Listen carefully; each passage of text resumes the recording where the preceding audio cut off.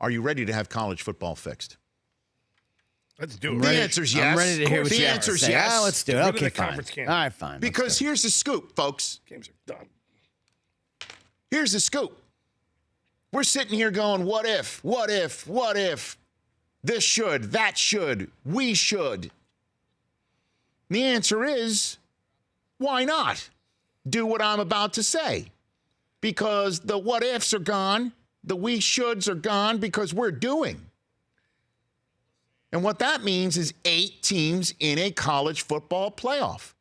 And I don't want to hear the whole business of, well, it would ruin the regular season.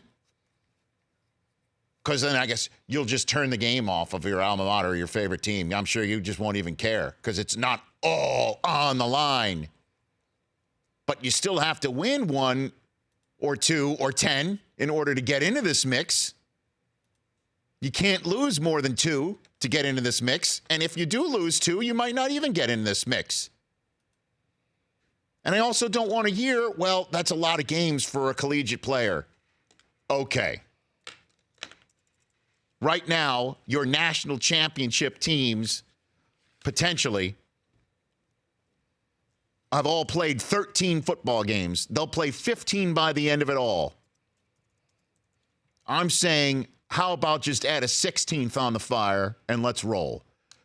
In the past, I've been with this 8-team idea, saying that we should X out all the conference championship games because they're meaningless. And in many cases, as we just saw with the Big Ten championship game and the Pac-12 championship game where there was 1 touchdown, meaningless.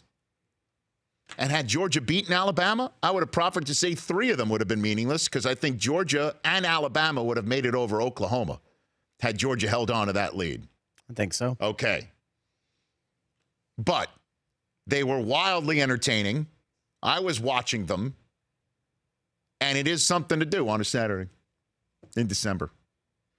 So keep the conference championship games and give me 8 teams in, and here's how it works. I've got it all laid out for you. 5 are in automatically for winning the conference championship game. And then 3 at-large are selected.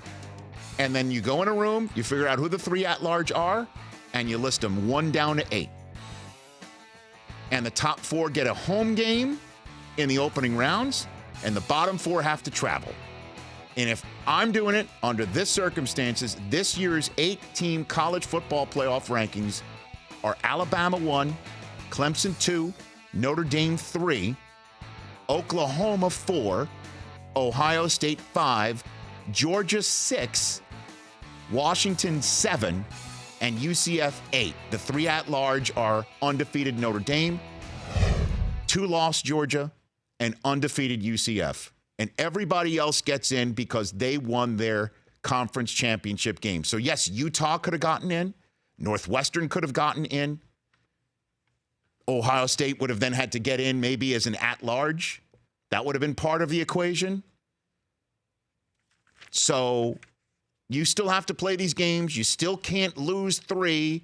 Some, like Michigan and Washington State, can't even lose 2. So I kicked my 2-loss Michigan team out and put 2-loss Georgia in based on what I saw in the SEC championship game, and I ranked them. Alabama 1, Clemson 2, Notre Dame 3, and I gave Oklahoma the 4 seed over Ohio State because they played more consistent football all year long and beat every single team on its schedule by taking care of Texas, their only loss of the regular season prior to the conference championship. And the reason why that's so huge is that means Ohio State's got to go to Oklahoma in round number 1. And when do you play round number 1? You play round number 1 Christmas weekend. You tell me if you're not watching 4 college football playoff games the weekend before Christmas. On December 21st, Friday night, just to kick it all off, let's go to Oklahoma. 8 p.m. Eastern time kickoff, Ohio State at Oklahoma. Who's watching that? The entire country. Then you've got a triple header on Saturday, December 22nd, with all due respect to my friends and colleagues and bosses at the NFL playing Saturday games. You got these three on college football. Settle in at noon Eastern time for Washington at Clemson. And then right in the middle, let's see UCF put on a glass slipper and see what works. Or if Alabama's going to keep it a pumpkin, that carriage. UCF, Alabama in Tuscaloosa. Let's roll and see if Tide does in fact roll. And then at night, Saturday night, to wrap up the triple header, Georgia at Notre Dame under the lights in front of Touchdown Jesus. Who's watching that? The whole country's watching that. Then the national semifinals are played just like this year at the Cotton and Orange. And you play them on January 1st, when the whole country is used to watching big-time bowl games, and with the ultimate of respect and love to my friends at the Rose Bowl, who I absolutely adore. If the Rose Bowl is not in the bowl mix of the national semifinals or the national championship game, just like this year, as you know, last year, national semifinal game was the Rose Bowl. Unbelievable between Georgia and Oklahoma. That place was lit. Rose Bowl should absolutely be in this mix, just like every single year. But if they're not in the national semifinal or national championship game rotation, unfortunately, they have to seed the ground to national semifinal games. You cannot have the exclusive national televised window for Washington at Ohio State like this year. I'm sorry, even if it was Washington, Michigan. So January 1 hits, the Rose Bowl you could still play it. It would be what under these circumstances?